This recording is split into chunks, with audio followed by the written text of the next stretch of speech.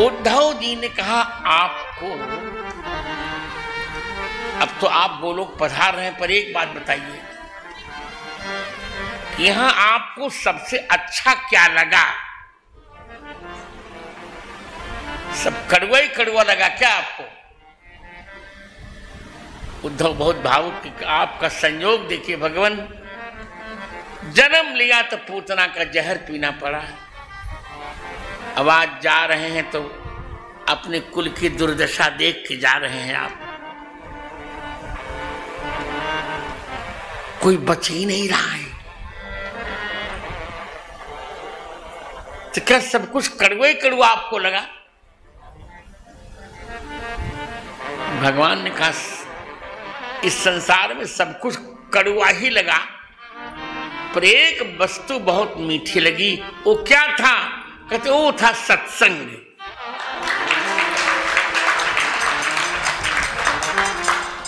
वो था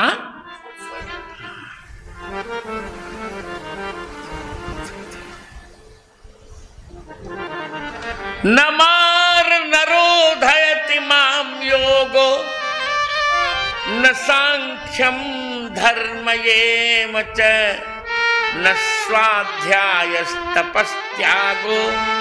निष्ठापूर्तम न दक्षिणा व्रतानि यज्ञाश्छन्दांसि तीर्थानि नियमायमा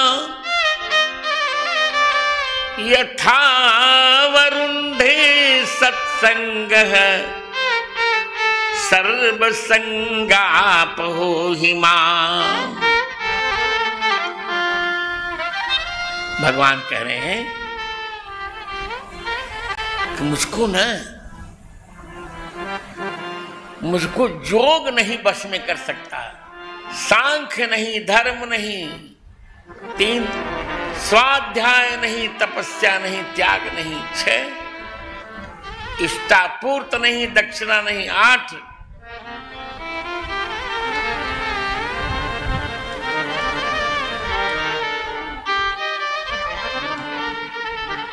योग, सांख्य, धर्म, स्वाध्याय, तप, त्याग, इष्टापूर्त, दक्षिणा, 8 व्रतानि यज्ञाश्छन्दांसि। मुझे व्रत नहीं संतुष्ट कर सकते, यज्ञ नहीं संतुष्ट कर सकते, छंद नहीं।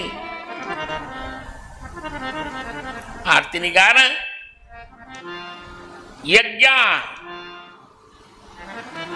यज्ञ नहीं, व्रतानि छंद्याश्चन्दांसि तीर्थानि नियमायमा। तीर्थ नहीं, नियम नहीं, यम नहीं। फिर आपको प्रसन्न कौन करता? आपको संतों का संग। यथा वरुन्धे सत्संग सर्व संगापहो हिमा।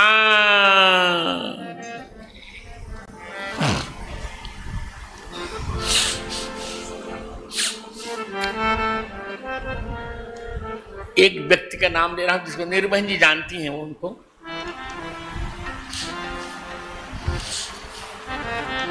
गुजरात में एक मेरी मित्र वक्ता थी, बड़ी अच्छी थी, प्रचार कम था पर अच्छे बहुत थे वो। नहीं, नवीन चंद्र जी महाराज अच्छी थी। नवीन चंद्र जी महाराज का निधन हुआ, लंबी अवस्था के पश्चात निधन हुआ था। उनकी पत्नी का नाम था धीरजबा, अब शायद वो भी नहीं रही, अब तो नहीं रही, अभी नहीं रही, ऐसा समाचार मिला है। रतनपुर में रहती थी।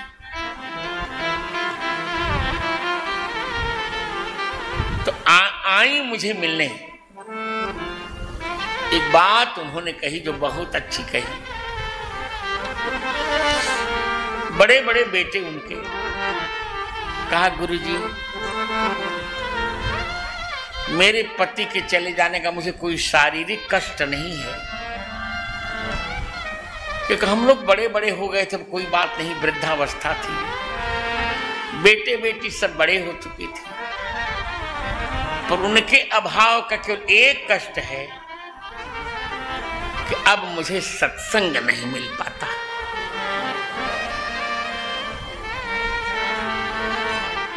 ये बात मुझे बहुत मेरे मन पर बहुत दिखो का गुरु जब मुझे सत्संग नहीं मिल पाता।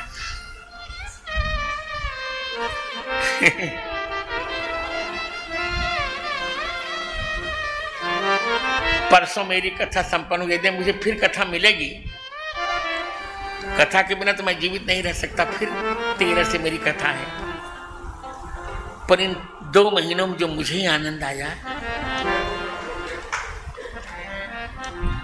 अब मुझे 2-4 दिन से रुलाई आ रही, एकांत में बहुत रोता हूं, करी राम।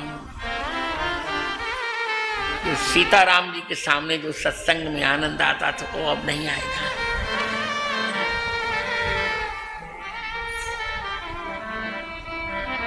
राम जी ने, कबीरदास जी एक बात कहते हैं, अंतिम छंद है उनका,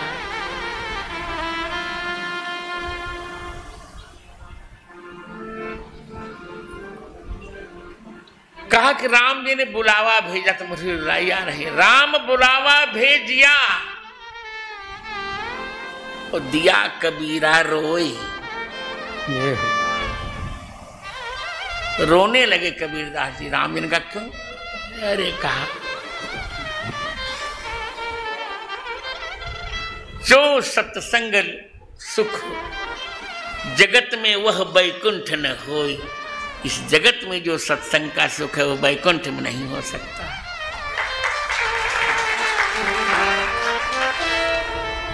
भगवान की इच्छा कर,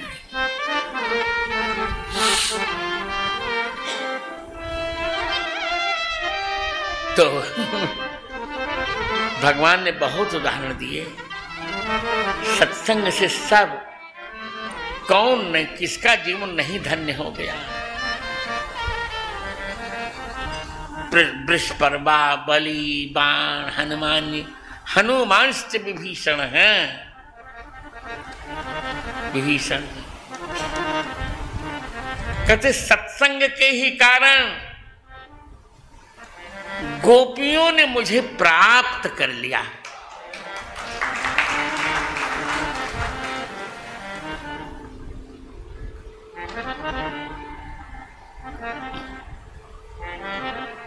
सत्संग से क्या नहीं हो जाता। बहुत अच्छा कहा, बहुत अच्छा। सत्संग जीवन को बदल देता है।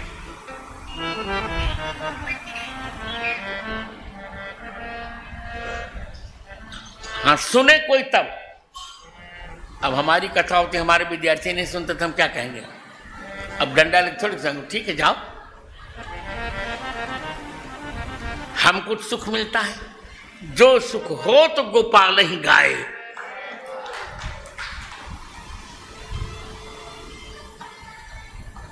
भगवान को गाने से जो सुख मिलता कहीं मिलता थोड़े।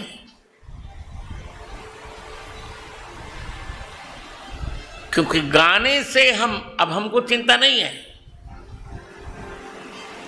हमको चिंता नहीं है कि हमको क्या करना है। हमारी बुढ़ोती ठीक है, हमने संभाल लिया। कलयुग समजुगयान नहीं,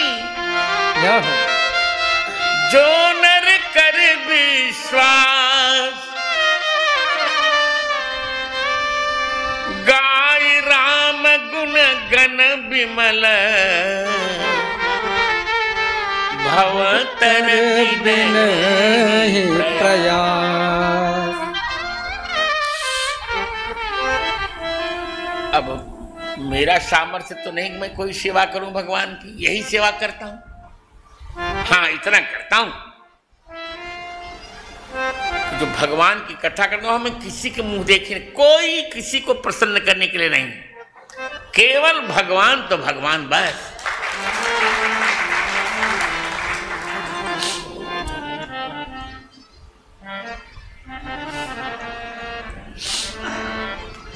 तो हमको तरने में कोई चिंता संदेह ही नहीं है।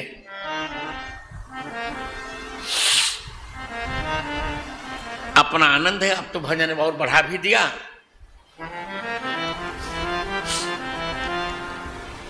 पहले 1 लाख करते थे, अब 2 लाख बढ़ा दे के आग लगी। मस्त रहो, मस्ती में आग लगे, बस्ती में जाओ, जिसको जो करना करो यार। जब तक मैं तुलसी पीठ को रोटी देता रहूंगा, चिंता की बात नहीं, खाओ पियो, मुझे डिस्टर्ब मत करो। 11 बजे तक कोई डिस्टर्ब मत करो। 4 बजे से लेकर 11 बजे तक में 2 लाख भजन हो जाता है राम नाम का, बस ठीक है। तो भगवान बहुत अच्छा कह रहे हैं। रामेण साकम मथुराम प्रणीते कहते हैं कि उद्धव, जब क्रूर बलराम जी के साथ मुझे मथुरा लाए तो मेरी भक्ता गोपियों ने मेरे इतना रोया, धन्य हो गई, मेरा चिंतन करते करते धन्य हो गई। ऐसा आनंद उनको मिला, ऐसी गति उनको मिली जो बड़े बड़े योगियों को नहीं मिलती, केवल सत्संग से।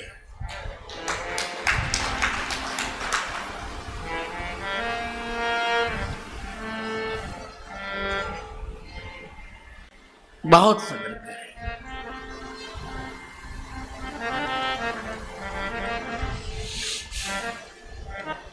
कह रहे हैं।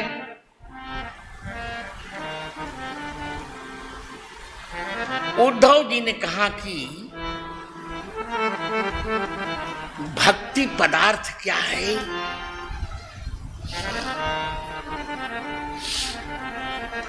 कैसे जाना जाए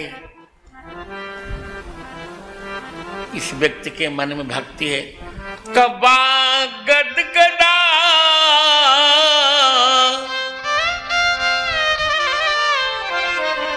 द्रवते यस्य चित्तम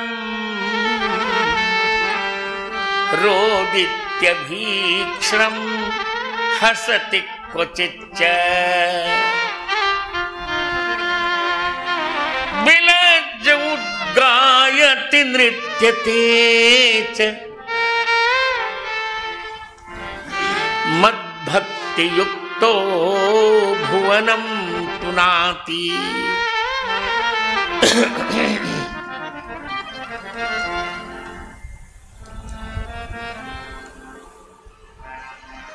भगवान कहते हैं कि जो मेरा चिंतन करते करते जिसकी वाणी गदगद हो जाती है,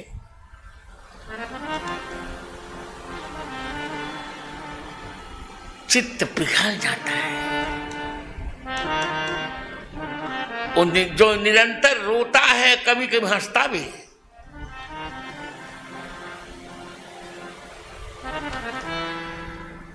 और जो लज्जा छोड़कर ऊंचे स्वर में गाता है और नाचता है, ऐसा मेरी भक्ति से युक्त व्यक्ति सारे संसार को पवित्र कर देता है।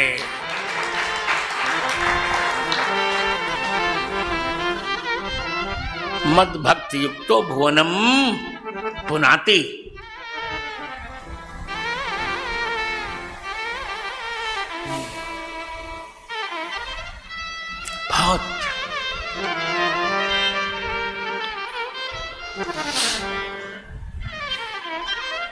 बहुत अच्छा कह रहे हैं। उद्धव जी ने जिज्ञासा की कि आपकी भक्ति आती कब है, कैसे आए? भगवान की कोई ये मंडी की सब्जी थोड़ी है,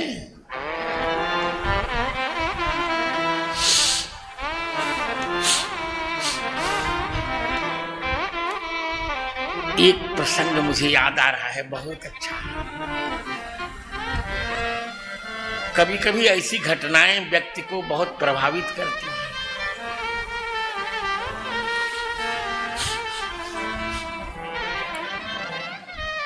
और सत्य घटना है,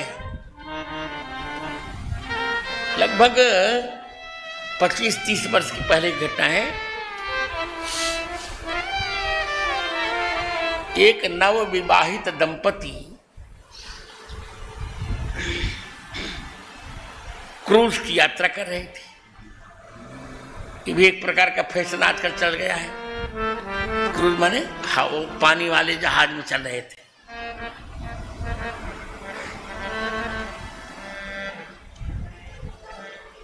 पति पत्नी दोनों थी, बहुत लोग थे। जहाज में कोई गड़बड़ी आ गई होगी, टेक्निकल प्रॉब्लम आ गई होगी, और सागर भी ज्वार की स्थिति में था, बड़ी बड़ी तरंगे छोड़ रहा था, लहरें। जहाज बार बार करवट बदलता रहा, अफरा तफरी मच गई।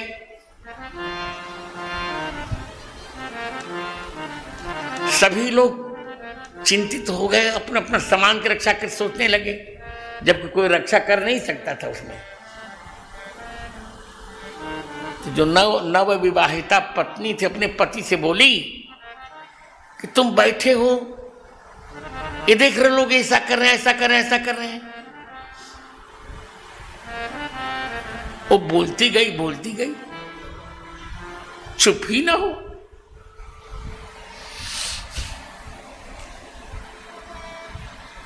पति के हाथ में था रिवाल्वर, छोटा वाला। उसने गोली भरी और अपनी पत्नी के बक्ष पर, छाती पर तान दिया। फिर भी उसको डर नहीं लगा, बोलती गई।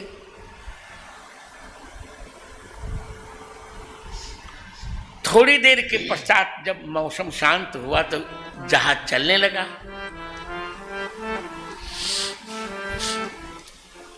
तो पति ने कहा, ये बताओ, तुम्हारे सीने पर मैंने बंदूक तान दी थी, फिर भी तुम क्यों नहीं डरी? ये बताओ पहले।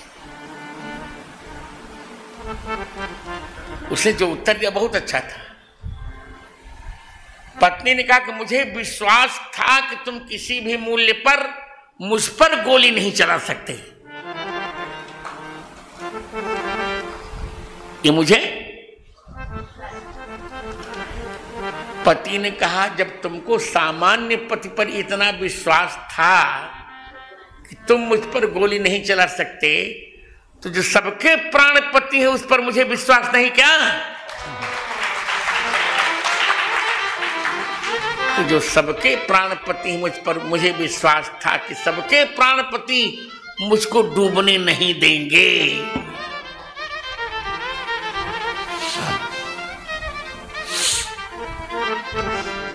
तो भगवान का आनंद,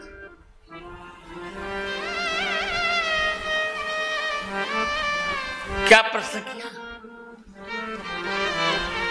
यही कि भक्ति लाई कैसे जाए।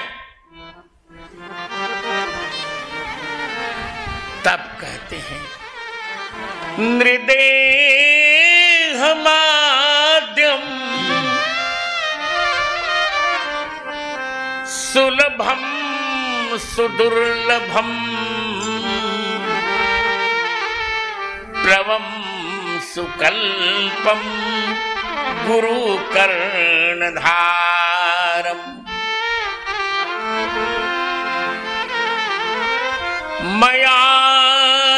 मयानुकूलेन न भस्वते ऋतम् पुमान् भवाब्धिं न तरेत् स आत्मः।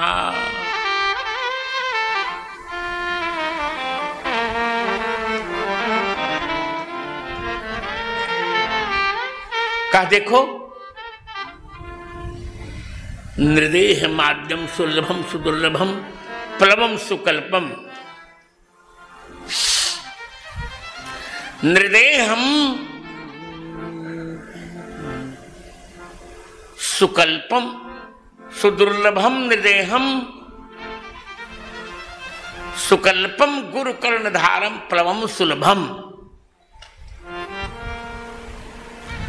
अनुकूलेन मया समीरितम इदम निर्देहम सुलभम यदि पुमान न तरेत, यदि पुमान भवाब्धिम न तरेत स आत्महा। ये मानव का जो शरीर है ना, ये भवसागर को पार करने के लिए बहुत बढ़िया बेड़ा है, जहाज है। ये क्या है? जहाज है। हमें सुलभ हो गया है और सुकल्पम, बहुत दृढ़ जहाज है, इसको कोई नष्ट नहीं कर सकता। क्यों नहीं नष्ट कर सकता? बोले गुरु कर्णधारम, क्योंकि गुरुदेव इसके खेवैया हैं।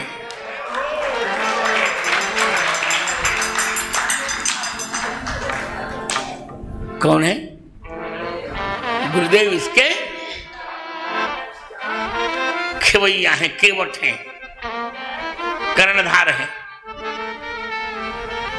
और अनुकूलेन नभस्सुता मया, कृपालु मुझ वायु के द्वारा सही दिशा में ले जाया जा रहा है। गुरुदेव जब खेने लगे तो मैंने कृपा कर दी, वायु भी गड़बड़ नहीं है। झकोरे को रोक दिया मैंने, जिस दिशा में जाने से पीछे से मैं ठेल रहा हूं। इतने पर भी यदि मानव शरीर पाकर, गुरुदेव जी को पाकर, मेरी कृपा पाकर यदि कोई संसार सागर से न तरे तो उसको आत्महत्या का पाप लगेगा। उसको आत्महत्या का पाप लगेगा। नर तनु भव बारिधि कह बेरो, नर तन भव बारिधि कह बेरो, सन्मुख मरुत अनुग्रह मेरो, सन्मुख मरुत अनुग्रह मेरो, कर्णधार सदगुरु दृढ़ नावा, कर्णधार सदगुरु दृढ़ नावा, दुर्लभ साध सुलभ करी पावा,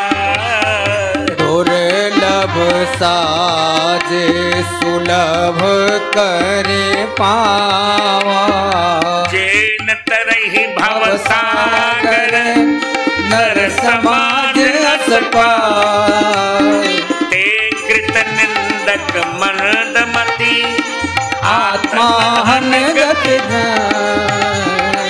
आत्माहन गति।